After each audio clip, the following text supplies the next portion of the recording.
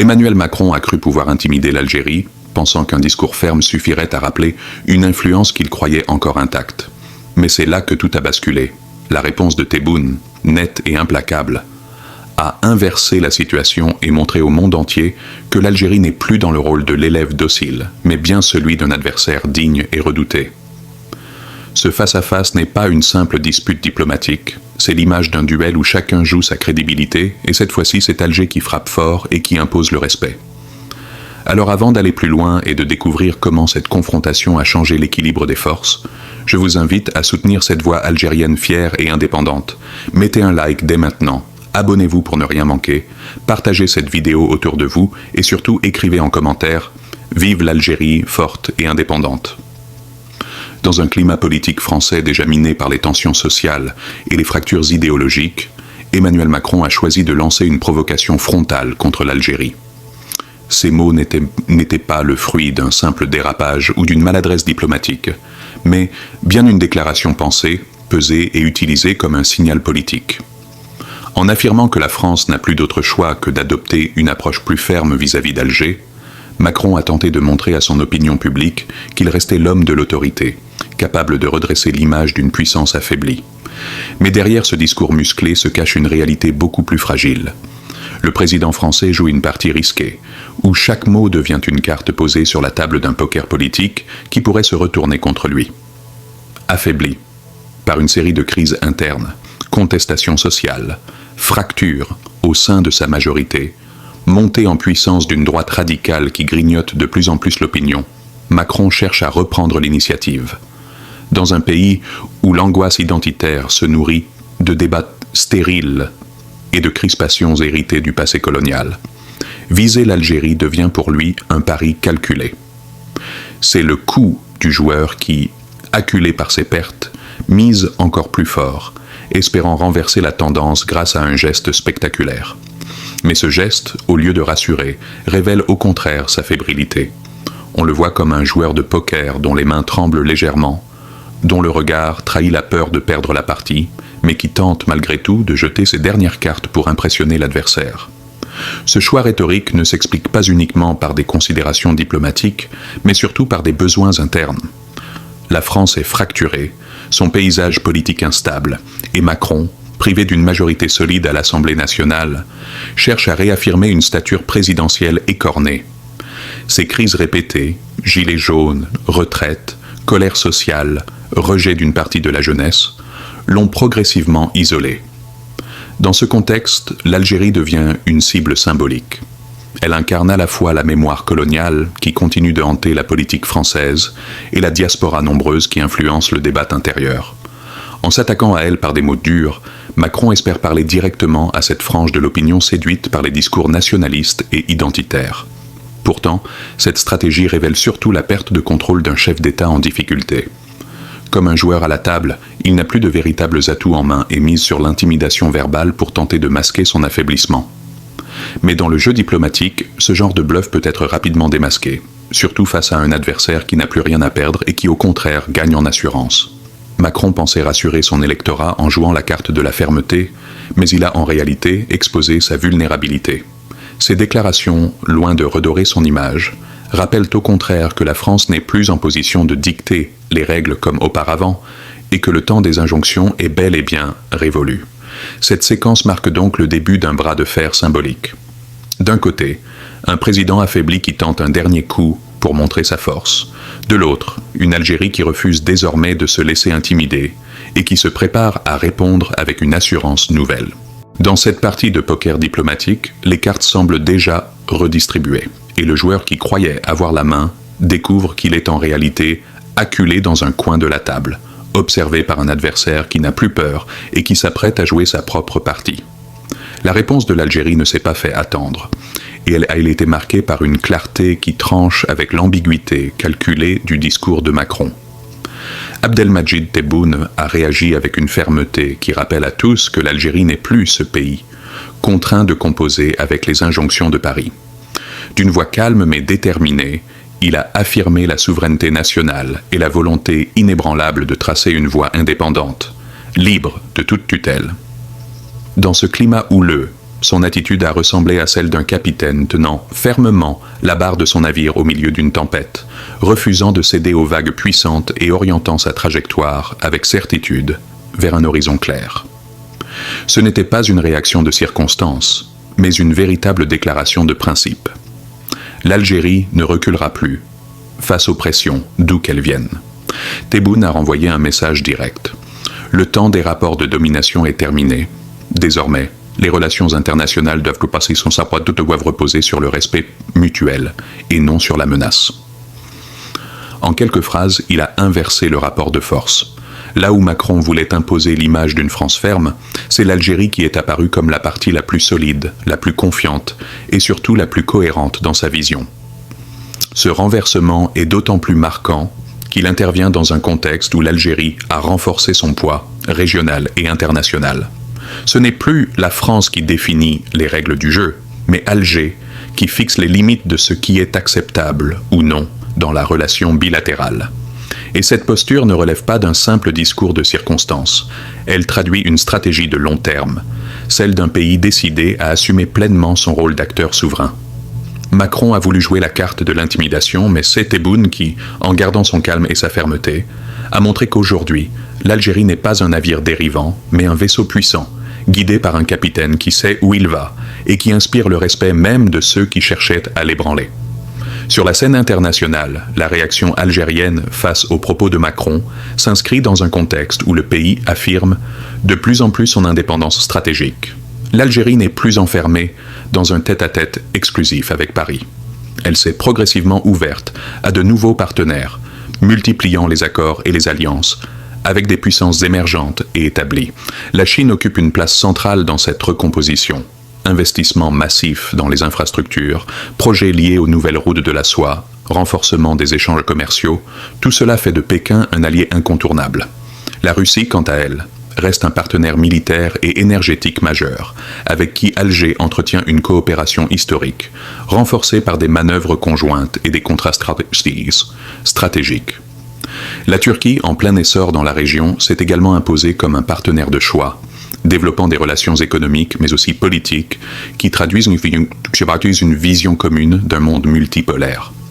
L'Italie, voisine méditerranéenne, a su profiter de la réorganisation énergétique mondiale pour renforcer son lien avec Alger, devenant un client clé de son gaz et un partenaire fiable dans le domaine de l'énergie. Enfin, les pays du Golfe, notamment le Qatar et les Émirats, multiplient leurs investissements et partenariats, voyant en l'Algérie un acteur incontournable pour la stabilité et le développement de la région. Cette diversification n'est pas anodine, elle reflète une stratégie mûrement réfléchie. L'Algérie ne veut plus dépendre d'une seule puissance, ni être prisonnière d'une logique de tutelle. En multipliant ses alliances, elle consolide son autonomie et augmente sa marge de manœuvre dans un monde en pleine recomposition. Cette évolution contraste fortement avec la situation de la France, qui, après avoir perdu ses positions au Mali, au Burkina Faso et au Niger, regarde désormais vers Alger comme si ce pays était son dernier bastion d'influence dans la région. Mais la réalité est tout autre. Ce qui fut jadis considéré comme une chasse gardée de Paris est devenu un espace où la France n'est plus qu'un acteur parmi d'autres, souvent en recul face à des concurrents plus dynamiques et plus respectueux de la souveraineté algérienne. L'image était frappante, celle d'un empire en déclin qui tente désespérément de s'accrocher à ce qui lui reste, pendant que son ancien partenaire affirme sa propre puissance. L'Algérie n'est plus la nation dépendante et docile d'autrefois. Elle avance comme un navire robuste qui a quitté le port français pour tracer sa propre route, entourée d'escortes venues d'Asie, du Moyen-Orient et d'Europe du Sud. Chaque nouvelle alliance est comme une voile supplémentaire déployée, donnant plus de vitesse et plus de stabilité à son parcours. Ce repositionnement a des conséquences profondes sur la géopolitique régionale. L'Algérie, grâce à ses ressources énergétiques, son armée moderne et son rôle diplomatique actif, se présente désormais comme une puissance régionale incontournable. Elle n'attend plus l'approbation de Paris pour agir. Elle propose elle-même des solutions pour la stabilité au Sahel, pour le règlement du conflit libyen et pour l'avenir du continent africain. Sa voix porte davantage dans les forums internationaux et son rôle de médiateur crédible est reconnu par de nombreux partenaires. Ainsi, pendant que la France tente de sauver une influence qui s'effrite, l'Algérie gagne en assurance et impose un nouveau rapport de force. Dans ce nouvel équilibre, elle apparaît non seulement comme une alternative aux puissances occidentales, mais surtout comme un acteur central d'un monde en mutation, où l'indépendance et la souveraineté ne sont plus des slogans, mais une réalité affirmée jour après jour. Les signes de la rupture entre l'Algérie et la France sont devenus si visibles qu'ils ne peuvent plus être ignorés. Tout comme dans un couple qui s'éloigne inexorablement, chaque geste, chaque parole, traduit désormais un fossé grandissant. Le premier signal fort a été la réduction unilatérale des visas par Paris, une décision perçue comme humiliante et discriminatoire par Alger. Loin de renforcer un dialogue, cette mesure a aggravé la méfiance et nourri l'idée que la France continue de traiter l'Algérie comme une dépendance plutôt que comme un partenaire égal. À cela s'ajoute une série d'incidents diplomatiques qui ont abouti à un gel sans précédent des relations. Visites officielles annulées, coopération suspendue, propos jugés offensants et parfois méprisants. Chaque épisode est venu ajouter une pierre au mur qui s'érige désormais entre les deux pays. Mais le divorce ne se joue pas uniquement dans les chancelleries. Il est aussi culturel et linguistique. Longtemps considéré comme une évidence, la place du français dans la société algérienne est aujourd'hui remise en cause par les nouvelles générations. L'enseignement de l'anglais est renforcé. Les universités et institutions multiplient les partenariats avec l'Asie et le monde arabe, tandis que le français perd progressivement son statut de langue incontournable. C'est comme dans une relation amoureuse où l'un des deux partenaires commence à retirer les photos du passé accrochées au mur, effaçant peu à peu les symboles communs pour leur substituer de nouveaux repères. Ce rejet ne se fait pas dans la haine, mais dans la volonté d'affirmer une identité propre, de tourner une page jugée trop lourde et trop marquée par l'ombre du colonialisme. Les médias français, autrefois suivis et cités en Algérie, ne jouissent pas non plus du même crédit.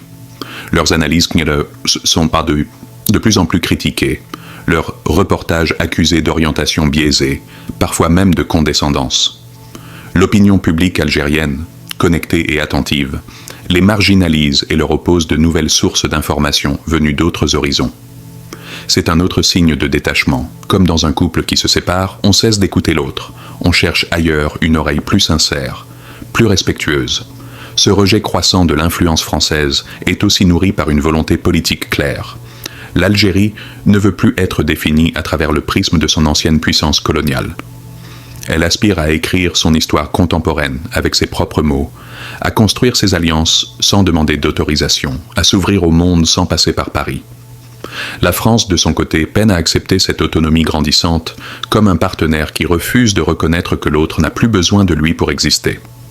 Ce qui fut autrefois une relation asymétrique, où Paris imposait ses règles et Alger subissait, s'est transformé en un rapport de défiance, où l'Algérie dicte désormais ses propres termes. Ainsi, chaque geste diplomatique, chaque politique culturelle, chaque choix stratégique s'apparente aux étapes d'un divorce devenu inévitable. Et plus la France tente de resserrer son emprise, plus l'Algérie s'éloigne, décidée à reconstruire sa vie en dehors de ce lien pesant. Comme dans une séparation définitive, l'un des deux refuse d'admettre la fin, tandis que l'autre a déjà pris la route de l'indépendance, tourné vers l'avenir et résolu à ne plus revenir en arrière.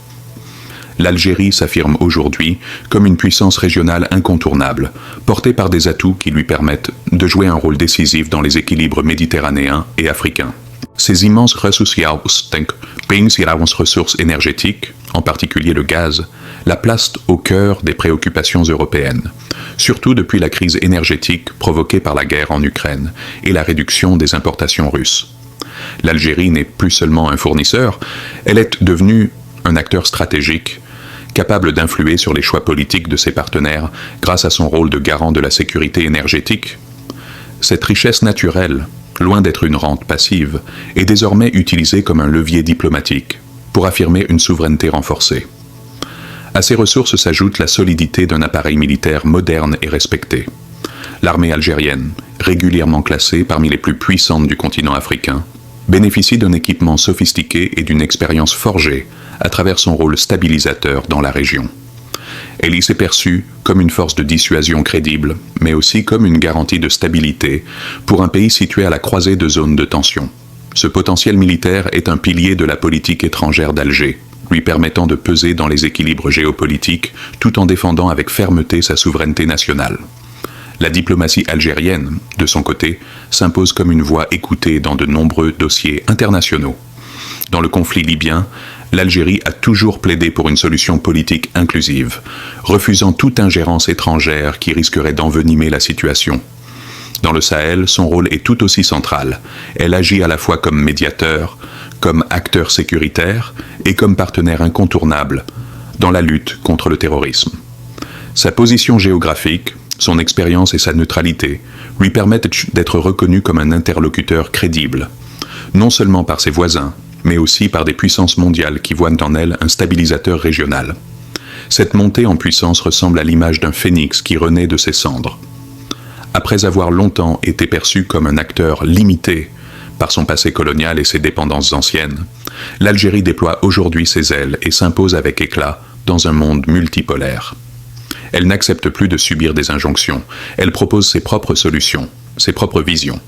Son autorité nouvelle se traduit par une phrase qui résume parfaitement l'esprit de cette transformation. L'Algérie fixe les règles, les autres s'adaptent. Ainsi, que ce soit par ses ressources énergétiques, la puissance de son armée, la crédibilité de sa diplomatie ou son rôle actif dans la stabilisation de l'Afrique du Nord et du Sahel, l'Algérie n'est plus simplement un pays en quête de reconnaissance. Elle est devenue une puissance affirmée, respectée et écoutée, qui choisit désormais ses partenaires et impose son rythme dans le concert des nations. Macron pensait pouvoir dicter les règles du jeu, afficher sa fermeté et rappeler à l'Algérie une supposée dépendance héritée du passé. Mais ce calcul s'est retourné contre lui, transformant ce qui devait être une démonstration de force en un aveu de faiblesse. L'Algérie, loin de céder, a répondu avec une clarté et une fermeté implacables, renversant le rapport de force. Comme dans un match où l'adversaire, que l'on croyait plus faible, surprend par sa stratégie et finit par dominer le terrain, Alger a pris l'initiative et imposé son rythme. Macron voulait faire trembler, c'est lui qui vacille.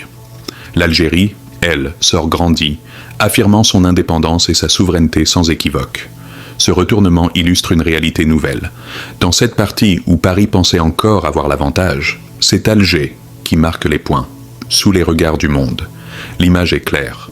Celui qui voulait dominer s'est retrouvé piégé par son propre jeu, et celui qu'on croyait vulnérable s'est révélé stratège et maître du terrain. L'Algérie avance désormais libre, souveraine et respectée, traçant son chemin sans courber l'échine devant aucune puissance. Elle a définitivement rompu avec l'ombre pesante de la logique coloniale et prouve chaque jour qu'elle est capable de défendre ses intérêts avec dignité et force. Ce moment marque plus qu'un simple épisode diplomatique. C'est un symbole de la fierté nationale retrouvée, de l'unité d'un peuple et d'un État qui choisissent ensemble l'indépendance réelle et la voie de la grandeur. Là où certains espéraient voir une nation hésitante, c'est une Algérie confiante et solide qui s'impose, rappelant que sa souveraineté n'est pas négociable. Si vous êtes fiers de voir l'Algérie répondre avec force et dignité, mettez un like, abonnez-vous et partagez cette vidéo. Et dites-nous en commentaire, vive l'Algérie, forte et indépendante.